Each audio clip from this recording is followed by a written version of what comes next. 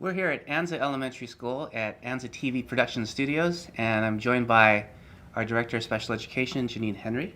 Hi. We've Good been morning, so David. happy with your first 2 years of service. um, One of my favorite things to do is meet with our stakeholder groups. So in the last week, I met with CVEA and PAC. These are groups where they have delegates from each school site to talk about important issues. One of the things that has been a hot topic is our changes to special education and our practices in our relocation of classes to streamline the process for students and parents. But before we get into some of the questions and concerns, maybe can you explain a little bit about the law, the IDEA law, and how it's changed and how that applies to us here in Cajon Valley? Yes. So IDEA, Special Education Law, Individuals with Disabilities Education Act, gets reauthorized every so many years. So the last reauthorization, really the focus of the law was to serve students in less restrictive environments. And when we say restrictive, being in a separate classroom or a separate campus is most restrictive, all the way down on the continuum to being in a general ed classroom with some supports, and that's the least restrictive. The reason for that, first of all, it's a civil rights issue. It's about allowing students access to the general ed curriculum, to their general ed peers, and to equal opportunities. And also the research shows that it's much more effective for students to be educated alongside their typical peers. When we separate students and we have them in a separate classroom, they don't have the positive language models, they don't have the rigor necessarily, they don't have the positive behavior modeling, and really a big piece is the self-esteem. They really don't feel a part of that school, they don't have the friends. So we in Cajon Valley are really working on serving students in less restrictive environments. Originally, right now, or when I got here about 2 years ago, about half of our students are being served in separate classrooms, which is pretty significant. So we are also being evaluated by the state. The way they evaluate us is they look at our data once a year and they run a report. And one of the key indicators is least restrictive environment. Right. And we are actually out of compliance in that one area. So that's another reason why we're really trying hard to work with students in less restrictive environments so that we can be in compliance and not have the state come in and tell us how to do things. Right. So in addition to be compliant with the law, I would say that it's the right thing to do anyways. Yeah, absolutely. Would this apply to our English learners also, in the sense that traditionally we try to group them all together, but maybe immersion would be a better strategy? You know, that's not my area of expertise, so I can't answer to that. Really, it starts with good first teaching, and that's what we talk about with all of our struggling students is making sure that instruction in the classroom is strong, rigorous instruction. You know, our students with special needs, to be in a classroom with a grade level teacher who is an expert in their grade level curriculum, that is the best place those students can be. Prior to coming to Cajon Valley, you were with the Grossmont High School District. Yes. So you've seen the entire Yes. K beyond 12 process. Yes. For our Cajon Valley staff, would you share a little bit about what happens with our children with IEPs once they leave us in 8th grade and go on to the high school district and beyond? Yes, thank you. What's interesting was before Grossmont, I was actually at the East County SELPA, and I served Lemon Grove, Alpine, and some other elementary districts. Then when I moved to Grossmont, we serve students up to age 22. So I did even have some students that I worked with that were that old. Unfortunately, what the research shows is that the majority of students that have IEPs drop out of school. If they don't drop out, they are unemployable. They are often underemployed or unemployed, homeless. It's not, the outcomes are not terribly strong. And you know what I found when I got to the high school was all of our reluctant learners and all of our students that were not successful and all of the students that were excluded, they just stopped coming to school. And so our challenge at the high school level with the population that I worked with, and I worked with some students with significant disabilities, we were just trying to keep them from dropping out, because what we know about students without even a high school diploma is that their outcomes are even worse. What was interesting was I worked with some students at the elementary level who then ended up matriculating into the high school. And it was so interesting because we served them at the elementary level in these intensive programs that we just said, we want to get in, we want to intensely serve them and get them back. And the reality is they never They never went back. And we ended up seeing them in our programs later down the road for students with significant disabilities. So, what we talk about here in Cajon Valley is our goal is not elementary school. Our goal is to prepare students with disabilities to be successful adults, to have good employment with benefits, to be able to live on their own, to have meaningful connections to their community, to have relationships. And, we always say there is no, we don't separate folks in the real world. There's not a separate apartment building for folks who have disabilities or a separate, restaurants. So now, preparing our students and preparing typically developing students with the notion that not everybody's the same, and that's okay. Yeah. And how can we work together, and how can we really look at each other's strengths, because everybody can bring something to the table. So for a child that's successful through our system, let's say a child with significant need has the right structure and support, is in the least restrictive environment, what does success look like when they're 20, 21, 22? You say public education supports them until they're 22? Up till their 22nd birthday. What does that look like? I think a lot of our staff might be curious to know. So special education law serves students that are 0 to up to age 22. So actually in Cajon Valley, we also serve infants. So from 0 to 3, and then at 3 years old, they go to preschool.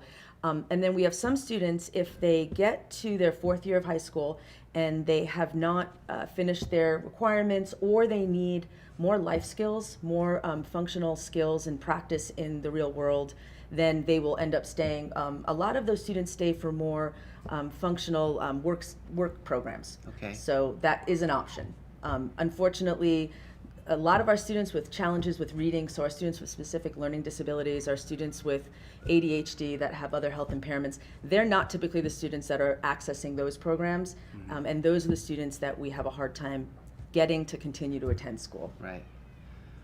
Well, we've had quite a bit of change in our attempt to be compliant with the law, but also to do the right thing for our students. And a lot of our certificated staff are feeling the pressure of a changed classroom environment. Students that typically wouldn't be in their classrooms or in their classrooms. One of the questions or concerns was the impact on their general ed students. One of the things that we see as positive, I think, is that our general ed students are learning to embrace diversity and children that may be different, and are learning these things in the context of school before they leave our classrooms and deal with different types of people in the world. But for the concerns about negative impact on general ed students, can you speak to that? Yes. From what we can see, the vast majority of students are being very successful in less restrictive environments. So there definitely are those exceptions, and we definitely want to deal with those exceptions on an individual basis, providing more support, providing more resources. What I'm finding is a lot of times the teachers are doing a phenomenal job. They are such good teachers, and they're maybe not used to having a student with a disability that maybe doesn't respond the same way or at the same rate. And I think they're just really worried. Am I doing enough? Am I serving them? Am I reaching them, their needs? And that's causing a lot of anxiety. And what I hope they get from this is they are doing an outstanding job. And there really is no magic wand. We don't take them into a special ed class and sprinkle fairy dust and they don't have disabilities anymore. The classroom instruction that they're getting is outstanding. So I think part of it is just to take a deep breath and to know that the instruction you're providing is great, and we'll work with you. We want to be in there and work with you. We're trying to provide more professional development for our principals, for our special ed teachers, so that they can support the children in the classroom. And we're responsive. We don't expect a child to disrupt an entire classroom. What we do know, though, the research shows, because this is a common concern, the research shows that having students with disabilities in a general ed classroom does not negatively impact the general ed students. Right. So I think that's it's not a founded concern in that way. Sure. One of the stories that really touched my heart was the playground design at Madison. Do Can you share a little bit about Oh, yeah. that process and some of the conversations kids had? Yes, that was wonderful. So we have 3 classes at Madison that have some of our students that have some more significant disabilities, cognitive and physical, and we decided we wanted to build onto a new playground that was being built that could be accessible to students with more significant disabilities. So the principal had the students on the campus, without knowing what we were doing, she had the students do a project where they created a playground that was accessible to all students and students with disabilities. So the students went out, they interviewed SICAs, they interviewed their friends, they interviewed the teachers, they met with peers that had disabilities, and they came back with these proposals. And we took some of those ideas and we did a proposal. And so now we are building on to an existing playground, which is more accessible. But the neat thing was, when I went back to talk to the students, it was 3rd grade, and they all said it, they were so excited that their project really, really resulted in something meaningful. But when I talked to them, they got it. I said, well, where should we build the playground? Should we build it on the other side of the school? And they go, no, it should all be together. Like we should all just play together. We can play on those playgrounds, and we just want to all be together. And they had so much insight into kids with disabilities. They get it that some students need different things. Some students have different skills, and so I know fair and equal comes into play a lot. A lot of folks are concerned that it's not fair that the child with a disability gets this, or it's not equal. And it's interesting, I was just reading an article, that's really an issue mostly with the adults. The kids, they really get it. Another thing at Madison, they were playing a game, and there was a student there that has a significant disability, and they were playing kickball, and the kids said, come on, I forget his name, let him go play. They didn't count it as part of their game. They just included him. He had a great time, and they got it. They knew that piece wasn't necessarily the way they played the game. So the kids are fine, and it's really been touching to see just how they're all getting along. One of the most important roles in our district is the special ed classroom assistant. Our SICAs are crucial to the success of these programs. Their jobs have changed a little bit, or quite a bit. Maybe, yes, quite a bit. Too. What are some of the things that we've learned early on that we need to address and maybe provide as additional training or support to make that relationship between classroom teachers and special ed classroom assistants more seamless? That's a good question. We definitely need to do more training on the role of the SICA. In the past, and this is historical, not just in Cajon Valley, the SICA comes to work and their job is to assist students. And so, the more you assist, the better you're doing your job. It's all in good faith effort. But what we know is that when students have adults that are, attached to them or do too much for them, they don't learn independence, they don't become self-sufficient, and it really impacts their social skills, because who wants to hang out with another adult, right? So their peers, they end up being friends with their SICA without their peers. So we've been trying to pull back and provide opportunities for more success. We've also moved away from this person, this SICA belongs to this child and I just take care of everything, and more where, we've got this group of students on a campus and those needs are ever changing. And so all the adults on that campus, all the SICAs, are there to support whatever the need is at that time. And so we may have you working with this student today, and then that student might be doing really well, and you may need to step over here to work with this student who just started and is having a challenge. I can't tell you how outstanding the SICAs we have are doing. And again, I think it goes back to they're just worried they're not doing it right, they're not doing it well enough. They're doing a fantastic job. And we'll come back with some additional training, but really, when I read and I do research about what works in inclusive education, all the research shows it's just good teaching. High, structure, predictability, teaching routines, teaching procedures, high level of reinforcement, high level of active engagement. Those are all strategies that are effective in inclusive classrooms. And those are best practices. Yeah. That's what we would be doing for all of our students. One of the things that we learned recently is where our enrollment's up over 250 students. What we didn't know is that the number of students with significant needs is up quite a bit too. Can you share a little bit about the numbers and the Sure, impact? yes. So, statistically, approximately 13% of a population will have disabilities, in our schools. So when we have 250 new students, do the math, we can assume, 40 or so more students are going to come in with disabilities. What we didn't anticipate, we had about 36 new students enroll this year, just we weren't expecting it, with pretty significant disabilities. Disabilities that require one-on-one assistance, disabilities that require nursing procedures. And so we respond as quickly as we can, but I think sometimes folks feel like they weren't prepared, and in some situations we weren't prepared.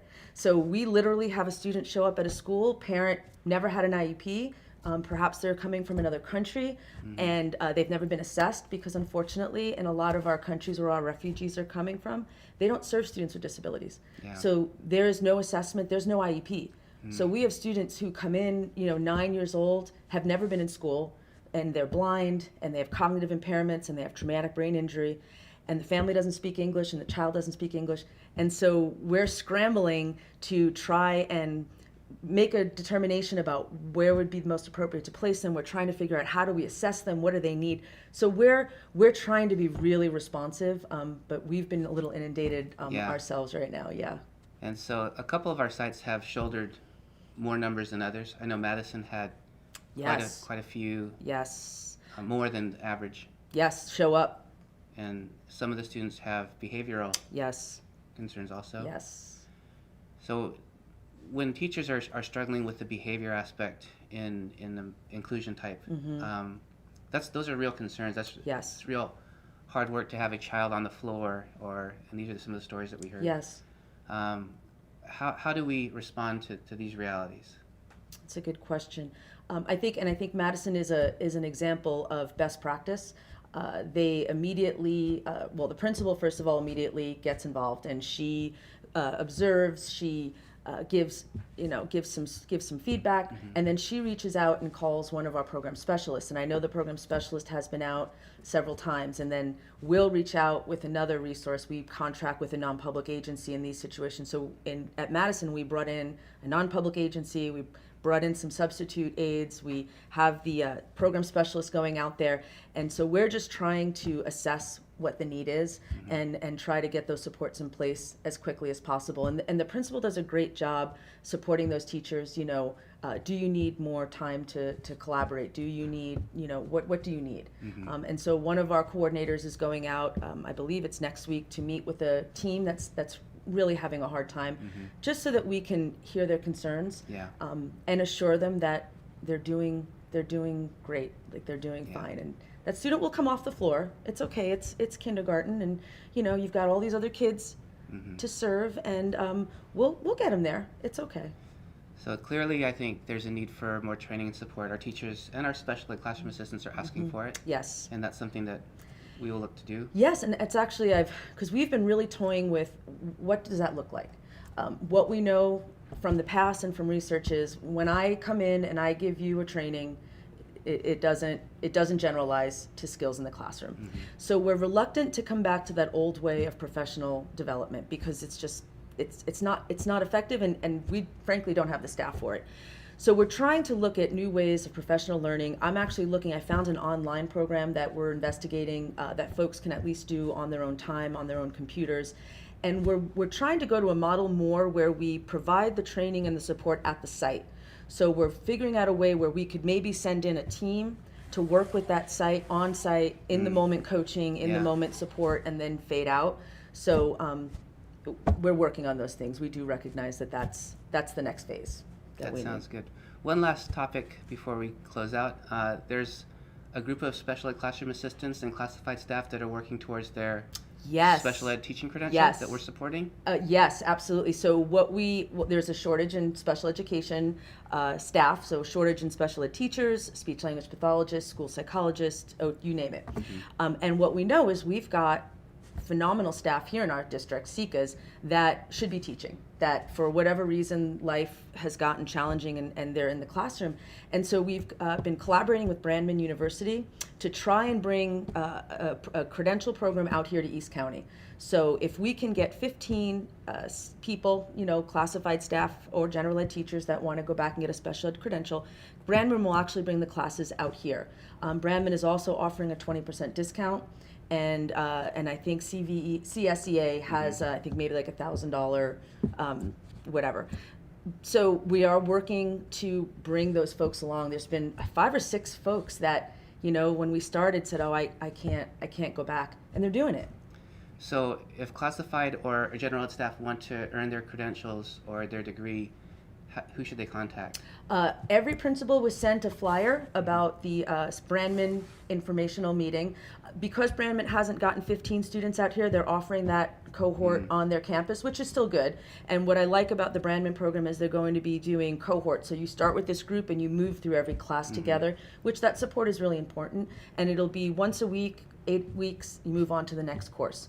So we're trying to make it friendly for people who are working. Chris Prokop brought a program to CVEA about loan forgiveness, and our district qualifies, no matter what school you teach at, even if it's Forte or Rancho San Diego, we're designated as a high need district. So student loans will be forgiven for staff that earn their credentials. And that's what we've been telling them. Well, what we've been telling them is we have, Brandman will have financial aid officers working with you. So you'll have financial aid, you'll have a discount. And we said you'll likely be qualified for loan forgiveness because we're a Title I district. So we keep telling folks, you can do it, you should be doing it, and we're hoping that we can bring people from within our own district to our classrooms. All right. Well, please look into it and apply. We want to invest in our own. And thank you, Jenine, for updating us on our special ed. Thank you for your time. To the minute, and maybe we'll do another episode soon. Thank you.